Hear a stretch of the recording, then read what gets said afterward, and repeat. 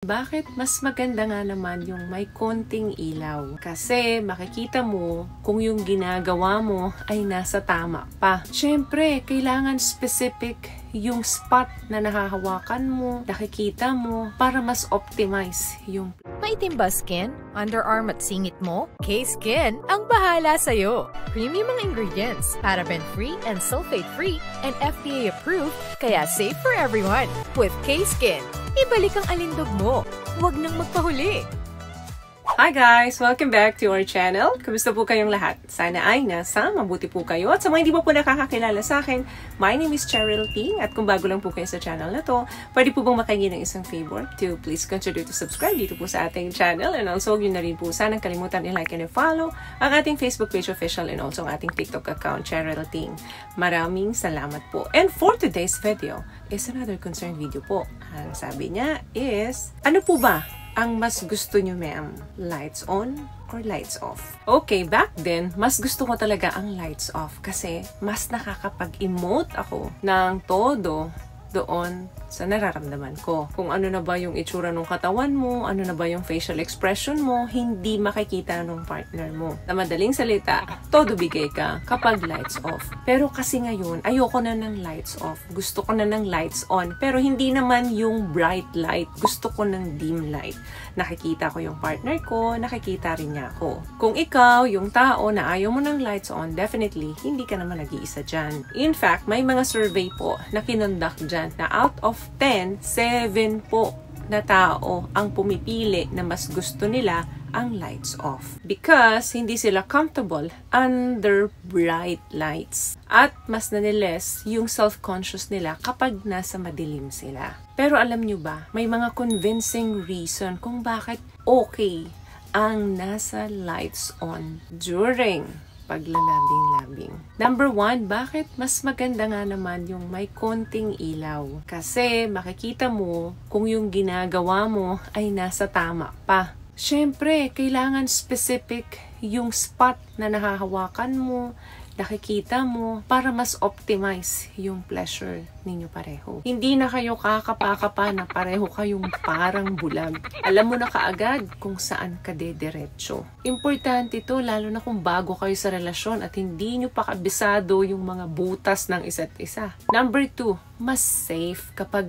may konting ilaw. Halimbawa, naglalagay ka ng condom. O, diba? Kung pag madilim, kinakapa-kapa mo pa. Kailangan siguraduhin mo na wala itong leak. Paano mo yan makikita kung madilim? Gumagamit po tayo ng ganyan para maiwasan yung pregnancy. So, dapat hindi siya butas at nakalagay siya ng tama. Magagawa mo lang yan ng tama kung may liwanag kahit konti. Number 3, kung bakit okay naman ang lights on. Mas na-strengthen ang bond ninyo. Medyo cliche yan, no? Yung sound na ito na kailangan naka-eye contact ka sa partner mo. But it's true.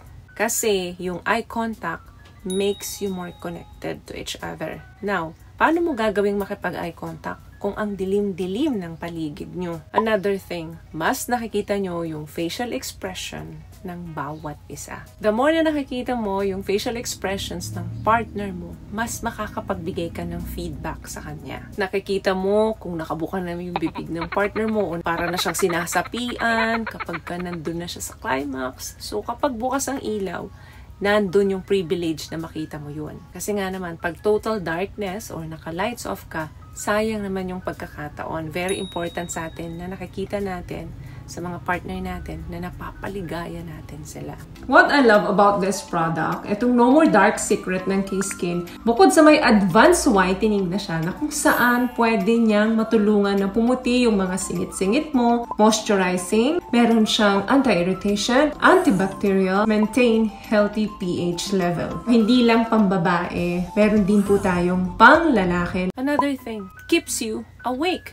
Hindi mo alam, tulog na pala yung partner mo. Kasi pagod sa napakahabang trabaho. Akala mo, sarap na sarap dun sa ginagawa mo, yung pala tulog na. Isa pa, kapag medyo maliwanag, mahihiya ang partner mo na hindi magpakitang gilas kasi nga nakikita mo siya. Mas nagbibigay ng energy kapag maliwanag po or may konting liwanag kayo pareho habang ginagawa nyo to. Alam nyo po, pagka hindi nyo napapaligaya ang isa't isa, nagkakaroon ng dissatisfaction. Once na nangyari po ito, nagkakaroon ng stagnation sa sexual activity nyo. Mangyayari lang naman to kapag hindi ka aware sa emotions ng partner mo sa tuwing gagawin nyo to.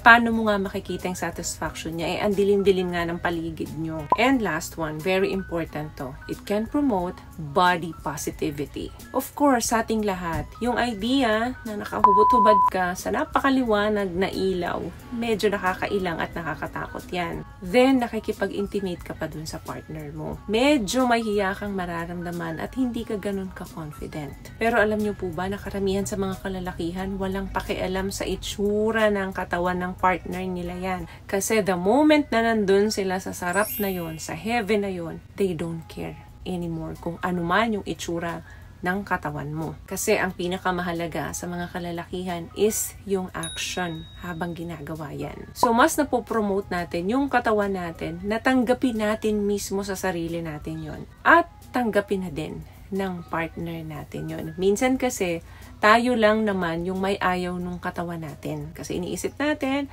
ang pangit ng figure, kapag ganito yung position, lumalabas yung mga taba-taba sa gilid. Well, in fact, wala namang pakialam ang mga kalalakihan dyan. Tayo lang ang masyadong self-conscious. Hindi mo ina-admire yung katawan mo, pero ina-admire yan ng partner mo. So, once na na-start mo yan, mas mamahalin mo yung sarili mo, yung katawan mo, mas nagkikreate ka ng confidence, and mas na-strengthen yung relationship ninyo.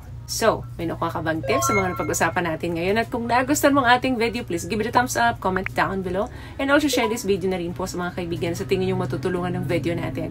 Once again, palagi po kayong mag-iingat at palagi po kayong manalangin. Thank you guys for watching and see you in our next one. Always love yourself and be a blessing. Bye!